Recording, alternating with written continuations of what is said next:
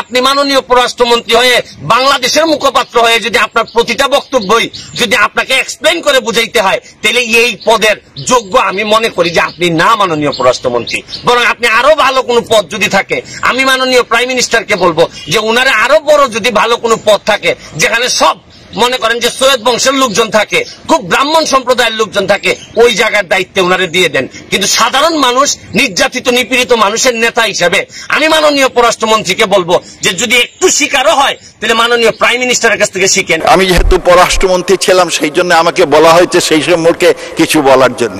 আমি আপনার আনন্দের সাথে বলতে চাই যে আমাদের বিভিন্ন রকম চ্যালেঞ্জ এসেছে, কিন্তু আমরা অত্যন্ত বঙ্গবন্ধুর সেই পররাষ্ট্রনীতি, সবার সাথে বন্ধুত্ব, কারোর সাথে বৈরিতা নাই। আর শেখ হাসিনার সম্পর্ক যে ট্রু ব্যালেন্স আপনার ফরেন পলিসি, এটা অর্জনের মাধ্যমে আমরা আমাদের সকল রাষ্ট্র তাদের সাথে সুসম্পর্ক আপনার প্রতিষ্ঠা করেছি। সৈয়দ সাইদুল হক 242, হবিগঞ্জ 4।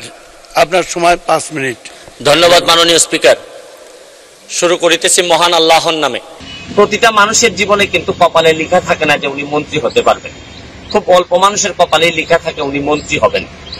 আর এরকম ভাগ্য যাদের থাকে তারা মন্ত্রী হওয়ার পর, মন্ত্রী হওয়ার সাথে সাথে কিছু দায়িত্ব তাদের উপর অর্পিত হয়। Every achievement comes with a responsibility. আপনার জীবনের প্রতিটা অর্জনই কিছু না কিছু দায়িত্ব নিয়ে আসে। আপনি যখন একটা মন্ত্রী হিসাবে আসেন, তখন আপনাকে বুঝতে হবে যে আপনি কোনো অঞ্চলের মন্ত্রী না, আপনি সারা বাংলাদেশের মন্ত্রী। সারা বাংলাদেশের মানুষ, পৃথিবীর যে জায়গায় থাকে না কেন, এই সকল মানুষের মন্ত্রী আপনি। আর আপনি যদি কখনো পররাষ্ট্রমন্ত্রী হন, তাহলে ধরে নিতে হবে সারা পৃথিবীর মানুষের বুঝগম্য হয় এরকম কথা আপনারা দিয়ে পৃথিবীর মানুষ আশা করে। আমাদের মাননীয় পররাষ্ট্রমন্ত্রীর একটু দৃষ্টি আকর্ষণ করতে চাই। আমার মাননীয় পররাষ্ট্রমন্ত্রী, আমি জানি যে উনার ভিতরে কোনো 2 নাম্বারই নাই, উনার ইন্টেনশনের মধ্যে কোনো 2 নাম্বারই নাই। কিন্তু আমার কথা হচ্ছে যে বারবার উনার বক্তব্য নিয়ে প্রবাসী এবং এই সরকার মুখোমুখি হবে কেন?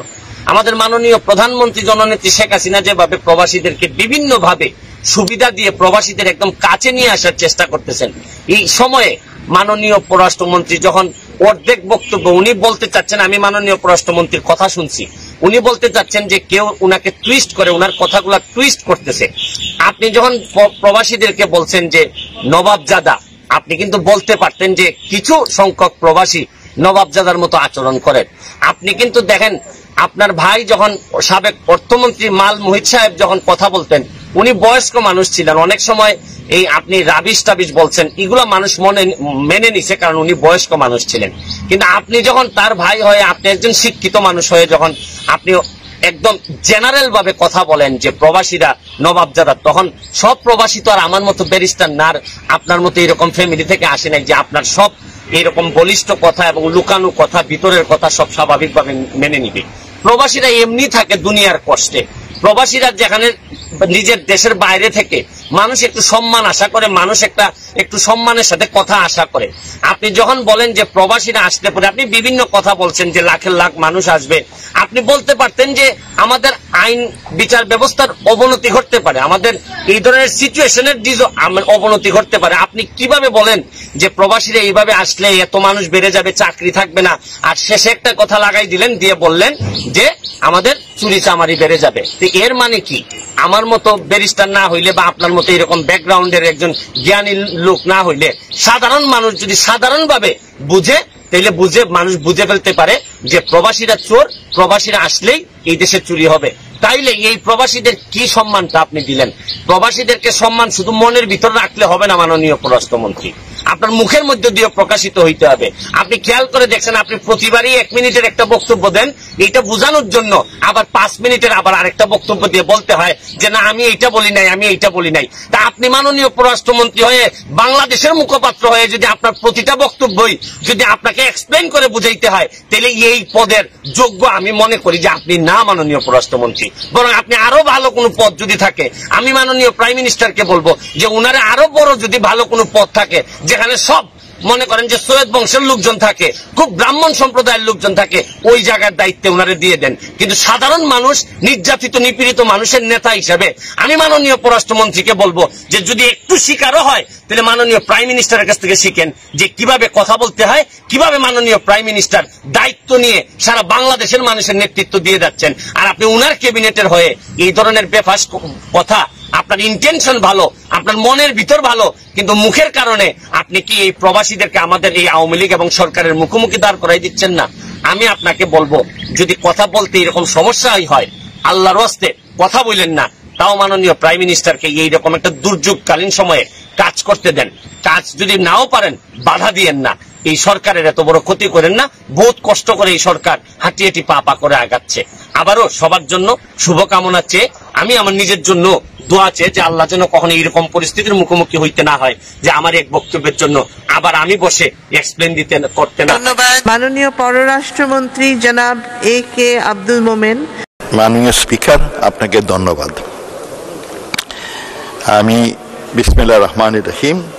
আমি প্রথমেই মাননীয় প্রধানমন্ত্রী শেখ হাসিনা এবং তার সরকার, আমাদের ইলেকশন কমিশন এবং তার সাথে যারা সম্পৃক্ত ছিলেন, পুলিশ বাহিনী, অন্যবিধ সবাই, এবং আমাদের দেশবাসীকে আমি বিশেষভাবে কৃতজ্ঞতা অভিনন্দন জানাতে চাই।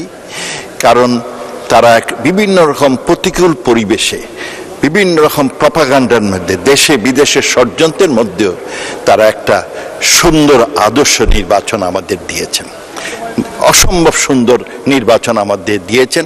সেই জন্য তাদের প্রতি কৃতজ্ঞতা। আর সেই সাথে আমি আমার এলাকাবাসীকে ধন্যবাদ দিই যে বিভিন্ন রকম প্রতিকূল পরিবেশে তারা আমাকে বিপুল ভোটে দ্বিতীয়বারের মধ্যে জয়যুক্ত করেছেন। তাই তাদের প্রতি কৃতজ্ঞতা, ধন্যবাদ এবং দোয়া। মাননীয় স্পিকার, আমি যেহেতু পররাষ্ট্রমন্ত্রী ছিলাম সেই জন্য আমাকে বলা হয়েছে সেই সম্পর্কে কিছু বলার জন্য। আমি আপনার আনন্দের সাথে বলতে চাই যে আমাদের বিভিন্ন রকম চ্যালেঞ্জ এসেছে, কিন্তু আমরা অত্যন্ত বঙ্গবন্ধুর সেই পররাষ্ট্রনীতি, সবার সাথে বন্ধুত্ব, কারোর সাথে বৈরিতা নাই।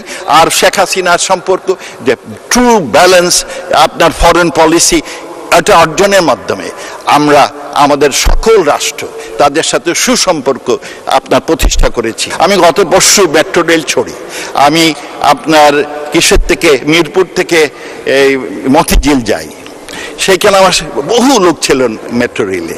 প্রতিদিন 2,40,000 থেকে 3 লক্ষ লোক এই মেট্রো রেল আপনার সেবা গ্রহণ করে। সব লোক খুব খুশি, এত ভিড়ের মধ্যে সবাই খুশি। জিজ্ঞেস করলাম আপনি এত সুখী কেন, খুশি কেন? আমার পাশে যিনি বসেছিলেন উনি বললেন যে তার মিরপুর থেকে আপনার মতিঝিল যেতে আগে 2 থেকে 2.5 ঘন্টা লাগতো, তাছাড়া হয়রানি, আপনার পলিউশন, আর এখন মাত্র আধা ঘন্টা লাগে। মাসে তিনি 100 ঘন্টা তার যাতায়াত বাবদ সেভ হয়। দেশের যে কিরকম একটা বিপুল পরিবর্তন, শুধু এইটা না, তার সাথে আমাদের মাইল ফলক, পদ্মা সেতু, তাতে আমার জাতীয় আয় 1.3% বাড়ছে। সেই সাথে আমার প্রাক্তন আপনার বড় ভাই প্রায়ত অর্থমন্ত্রী আবুল মাল আব্দুল মুহিতের কথা স্মরণ করি। তিনি শেখ হাসিনার সরকারের হাতটাকে সবল করে শক্তিশালী করার জন্য আমাদের এই উন্নয়নের আপনার ভিত্তিমূল সৃষ্টি করেছেন। আর বিশেষ করে মাননীয় প্রধানমন্ত্রীর এই স্বপ্ন যাতে আমরা অর্জন করতে পারি সেই আশা রেখে আমি একে শেষ করছি। জয় বাংলা, জয় বঙ্গবন্ধু।